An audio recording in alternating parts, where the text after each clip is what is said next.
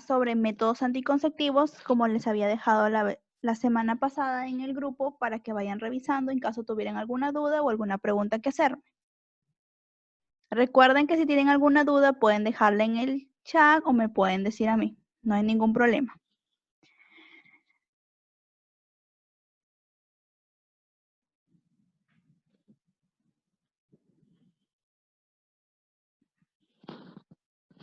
Métodos anticonceptivos.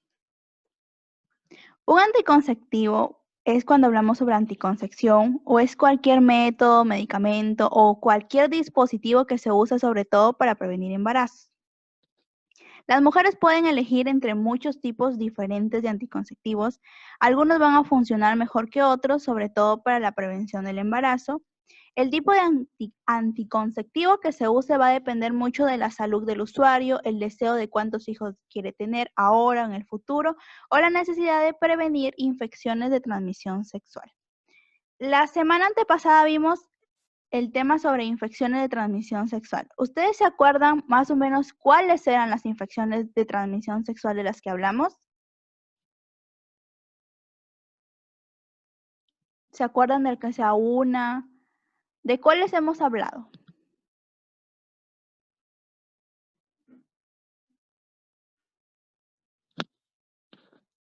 Chicos, ¿se acuerdan?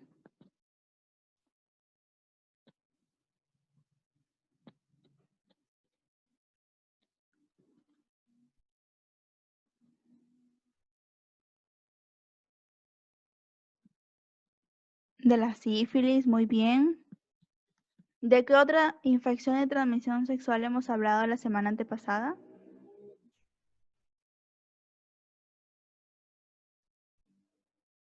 Porque ahí también hablamos de cerca de un método de protección, ¿se acuerdan? Y justo hoy día lo vamos a tratar también. ¿Alguien más se acuerda? El VIH.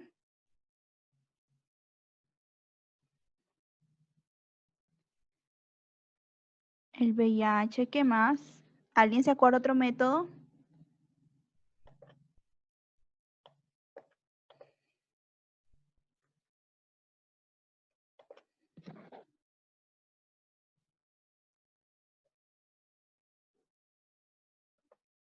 La clamidia, tal vez, la gonorrea, ¿se acuerdan?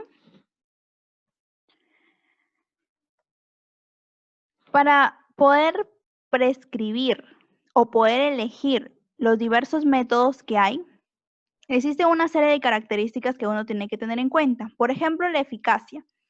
Cuando nos referimos a eficacia, queremos dar a conocer o entender la capacidad que va a tener el método para evitar el embarazo. Esto se mide mediante el índice de PER. Este quiere decir que es el número de embarazos que se van a producir entre cada 100 mujeres durante un año de uso. La seguridad con la que cuenta o la que brinda el método es la capacidad del método para alterar positiva o negativamente la salud. La elección segura debe valorarse según el estado de salud del potencial usuario, las contraindicaciones e indicaciones de cada uno de los métodos. Cabe recalcar que todos los métodos anticonceptivos tienen contraindicaciones. Todos, absolutamente todos cuentan con ellas. Y es por ello que se evalúa, se hace una evaluación del estado de salud total del usuario para poder prevenir complicaciones de gravedad. La reversibilidad. Esta es la recuperación de la capacidad reproductiva al interrumpir el uso. Requisito obligatorio en adolescentes, en el caso de ustedes, y excepto en pacientes incapacitados. Hay algunos métodos que son reversibles y hay algunos que son irreversibles. En el caso del adolescente siempre va a ser fundamental que el método sea reversible. La facilidad o complejidad del uso. Eso está relacionado más que todo a los factores no dependientes del método en sí, tales como va a ser el nivel educacional, la madurez psíquica, el conocimiento del cuerpo y las habilidades manuales. No todas las personas van a poder manejar o entender en qué consiste un método. Los costos, ahí se va a considerar previo a su indicación los costos del método y la accesibilidad a los mismos, más que todo para ustedes los adolescentes, ya que no todos los métodos se van a encontrar de forma gratuita en las instituciones de salud pública y algunos van a tener que ser adquiridos. por un costo y se va a tratar de no prescribirles medicamentos o en este caso anticonceptivos que tengan un costo elevado para que ustedes puedan acceder a ellos. Aquí les estoy mencionando los diversos métodos que vamos a tratar en esta sesión. Por ejemplo, el número 1, que es la abstinencia, los métodos naturales, métodos de barrera, los anticonceptivos hormonales, la DIU y la esterilización. Vamos a comenzar con la abstinencia. Las principales características de los métodos anticonceptivos. En este caso vamos a hablar de la abstinencia. Este es el método más eficaz para prevenir tanto el embarazo como las ITS. Abstenerse del acto sexual no produce efectos nocivos para la salud del adolescente y la abstinencia puede incluir otras formas de expresión sexual. Aquí se va a constituir una opción o como una de las principales opciones para los adolescentes que no hayan iniciado sus relaciones sexuales, así como para aquellos que ya lo hubiesen hecho. La abstinencia va a requerir de mucha motivación y un autocontrol, comunicación y la cooperación de la pareja, en este caso sea una pareja fija. Su práctica va a requerir de un gran compromiso por parte de los adolescentes y no solamente para los adolescentes, sino para toda la persona que quiera ocupar este método. Siempre se ha considerado que es el método más eficaz, pero siempre y cuando, si es una pareja estable, la pareja y el propio individuo estén dispuestos a participar de ella. Es por ello que se considera que requiere de mucha motivación y autocontrol. Así como también tenemos los métodos naturales. Por ejemplo, el método de Ogino-Naus, o también conocido como método del ritmo o método del calendario. Se puede conocer con los tres nombres. Y sé que tal vez han escuchado el método del ritmo alguna vez o método del calendario, pero se les hará complicado que alguien les diga estoy usando el método de Ogino-Naus porque casi no se usa esa terminación, pero así se llama este método. Este consiste en contar los días del ciclo menstrual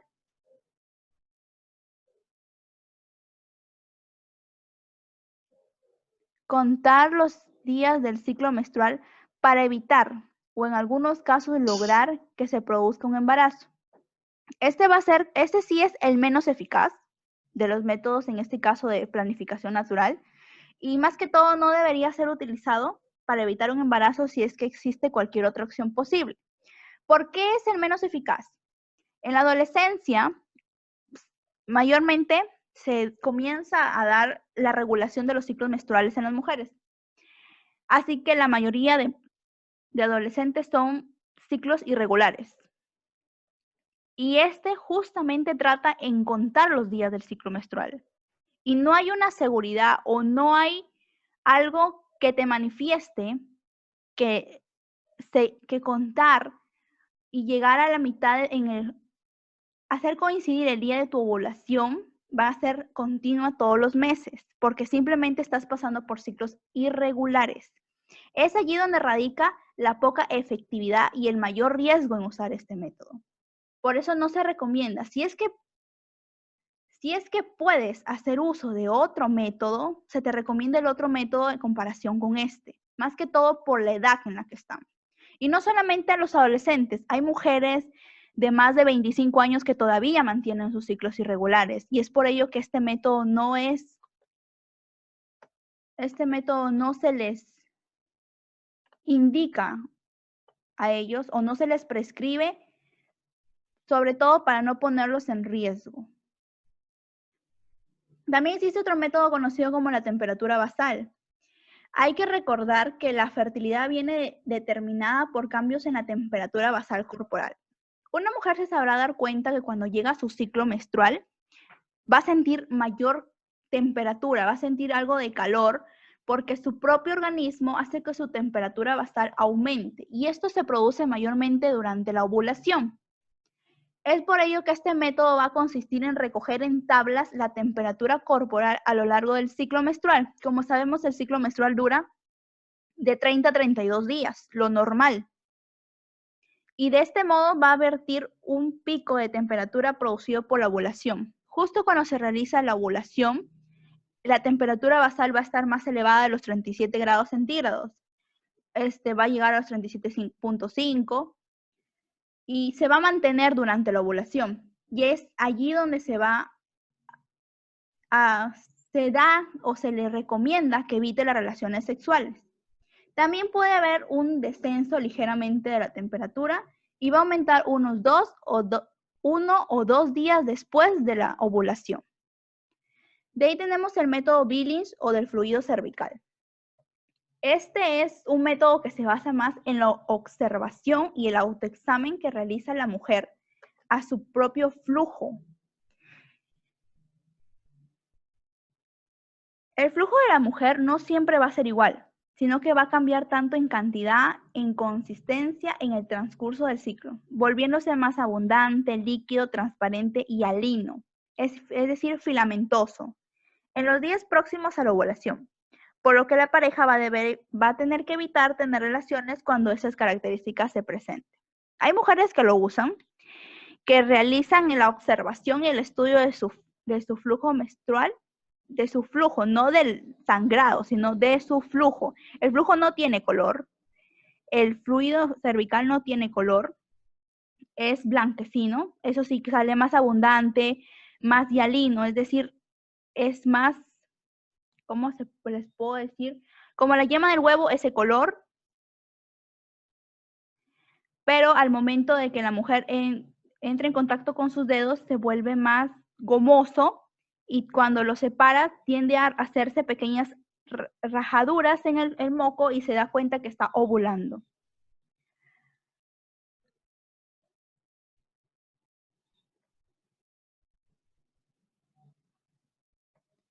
Los métodos de barrera. Los métodos de barrera contamos con los preservativos. Vale recordar que no solamente existe el preservativo masculino, también existe el preservativo femenino, existe condón masculino y condón femenino.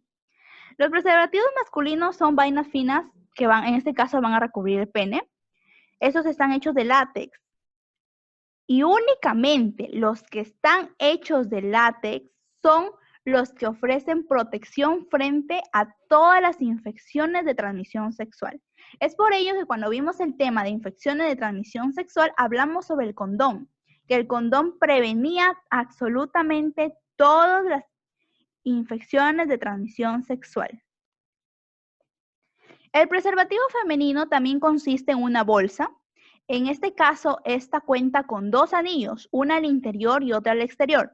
El anillo interior se va a insertar en la vagina y hasta donde se pueda, mientras que el exterior va a permanecer fuera. Durante el primer año de uso de los preservativos masculinos, la posibilidad de embarazo es alrededor del 2%, si es que este se usa perfecto. Si es que se usa tal cual las indicaciones, el riesgo a un embarazo es del 2%. En cambio, se va a convertir a un 18% si es que el uso es habitual y no se realiza de la forma correspondiente. En cambio, la posibilidad de un embarazo con los preservativos femeninos sí es un poco más alta. Durante el primer año es del 5%, si es que es un uso perfecto, si se realiza según las indicaciones, y el 21% si es que es un uso habitual. ¿Ustedes por qué creen que hay una diferencia entre la probabilidad de embarazo entre los dos preservativos? ¿Alguna idea que se hagan? ¿Por qué el condón masculino tiene menor posibilidad de causar un embarazo y el femenino tiene una variable un poco más alta? ¿Alguna idea?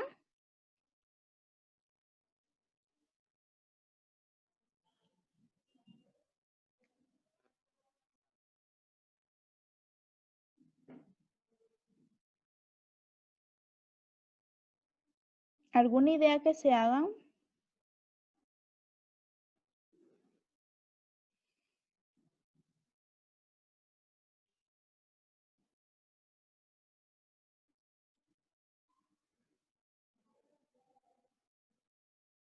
Chicos,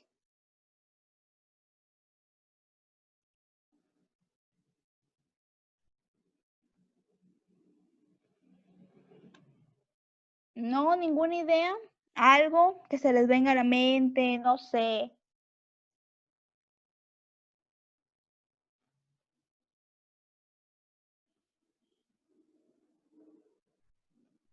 Tal vez por la forma que ambos tienen. Porque como dice, el preservativo femenino cuenta con 2 anillos, en cambio el masculino solo es 1.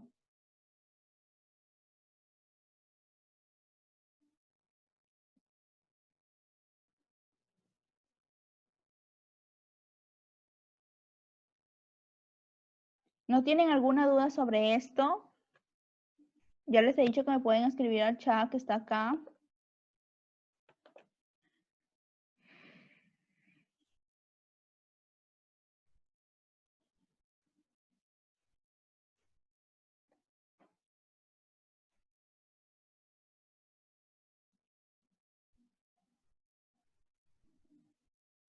No, no se hace una idea. Más que todo, la diferencia radica en la forma. Como les decía, el preservativo masculino es una vaina más, se puede decir, completa. Simplemente cuenta con un anillo que es el exterior. En cambio, el preservativo femenino es más grande, más amplio y cuenta con 2 anillos. Y más que todo, se suele suceder que el anillo se suelta en plena relación sexual y tiende a haber más riesgo de embarazo. De ahí tenemos anticoncepción hormonal combinada oral. ¿Por qué anticoncepción hormonal combinada? Porque también existe la hormonal que no es combinada en este caso. Cuando hablamos de la combinada nos referimos a las píldoras anticonceptivas. Esa también, mayormente la gente la conoce como la píldora. Son anticonceptivos orales que contienen estrógenos y progestina. Las píldoras anticonceptivas combinadas van a evitar que los ovarios liberen el óvulo. También van a provocar cambios en el moco cervical y en la membrana que recubre al útero, que en este caso conocemos como endometrio, para evitar que el esperma se una al óvulo. Las píldoras anticonceptivas combinadas son una forma confiable de anticoncepción que se puede revertir fácilmente. Revertir fácilmente consiste en que si una mujer deja de tomar la anticoncepción, su ciclo menstrual va a volver de forma normal. Es verdad que al principio va a tener pequeños sangrados inconstantes, pero luego su ciclo se va a regular y no va a tener mayor incidencia. Aproximadamente 9 de cada 100 mujeres que toman píldoras anticonceptivas quedarán embarazadas durante el primer año en el que las tomen. Y si se toma exactamente según lo indicado, la tasa de embarazos va a ser menor a 1 de cada 100 mujeres por año. Todo consiste en la forma del uso, en la forma y la constancia del uso que se le da. Los inyectables combinados. La anticoncepción inyectable combinada, conocida como AIC, contiene las hormonas que son el estrógeno y la progestina. Estas se van a administrar en forma de inyección intramuscular 1 vez al mes. Estas son las inyecciones mensuales. Estos inhiben la ovulación mensual y hacen espesar el moco cervical, es decir, van a dificultar la penetración de los espermatozoides. Se puede considerar que 1 de cada 1000 mujeres que usen esta inyección correctamente van a salir embarazadas o pueden salir embarazadas durante su primer año de uso. Sin embargo, en el uso habitual, el 3% de las mujeres puede embarazarse en el primer año de uso. Cuando hablamos en el uso habitual, es en el uso que puede tener una inconstancia o una irresponsabilidad en el uso o un mal manejo. Los inyectables trimestrales. La inyección anticonceptiva se usa para prevenir el embarazo. Esta inyección se aplica en la parte superior del brazo o en los glúteos en este caso. Mediante la inyección se le da una dosis de la hormona progestina.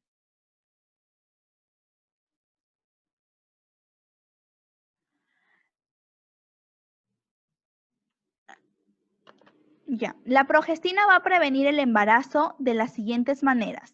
Va a espesar el moco del cuello uterino. Esto hace que sea difícil que los espermatozoides se desplacen y lleguen al útero. También adelgaza el revestimiento del útero, lo que va a dificultar que un óvulo fertilizado se adhiera. Y la progestina puede en ocasiones impedir que los ovarios liberen un óvulo cada mes, es decir, va a impedir la ovulación. En el primer año de uso, cuando la inyección anticonceptiva se utiliza exactamente como se indica, va a haber una probabilidad que menos de una mujer de cada 100 tenga un embarazo no planificado. Y cuando la inyección anticonceptiva no se utiliza exactamente como se ha indicado, 6 mujeres de cada 100 pueden llegar a tener un embarazo no planificado. Los dispositivos intrauterinos, conocidos como DIU. El dispositivo intrauterino de cobre, el DIU, es un método anticonceptivo seguro y eficaz. Este va a servir para evitar temporalmente un embarazo. Este está elaborado de un plástico flexible que tiene una rama vertical y una horizontal, como vemos acá. La rama vertical va a estar rodeada de un alambre de cobre que va a impedir el paso de los espermatozoides. Su acción anticonceptiva de cobre se va a encontrar simplemente limitada a la cavidad uterina. No va a causar mayor daño o mayor acción en el resto del cuerpo. La función del dispositivo intrauterino de cobre es impedir el encuentro del óvulo y el espermatozoide. Este va a reducir la posibilidad de que el espermatozoide fertilice el óvulo.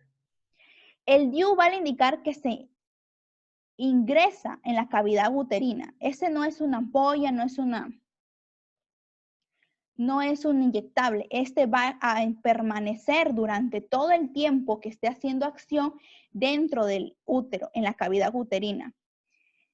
Este es muy efectivo porque este es uno de los métodos más efectivos que se considera porque tiene una efectividad de más del 98% y puede durar entre 5 a 10 años dentro de la mujer. Este es un método anticonceptivo de larga duración, puede estar hasta 10 años.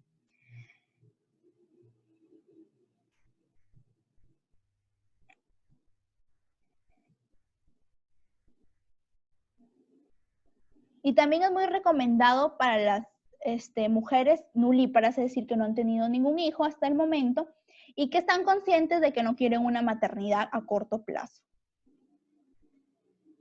La esterilización. La esterilización vale recalcar que son uno de los métodos irreversibles. Este es un método anticonceptivo permanente. Una vez que se realiza ya no hay marcha atrás. No se puede revertir o si es que se puede revertir no es seguro y no es fácil. Este simplemente es adecuado o se recomienda para mujeres o personas que ya tienen una vida asegurada y que ya nunca van a querer tener más hijos. En el caso del varón se le conoce como la vasectomía. Este es un procedimiento quirúrgico, es una operación pequeña en el cual se van a cortar los conductos que llevan a los espermatozoides y después del procedimiento el hombre todavía puede eyacular. Eso sí, puede realizar la eyaculación, pero esos ya no van a tener espermatozoides. Afecta la fertilidad, pero no tiene efecto sobre el líbido o sobre su capacidad de tener relaciones sexuales.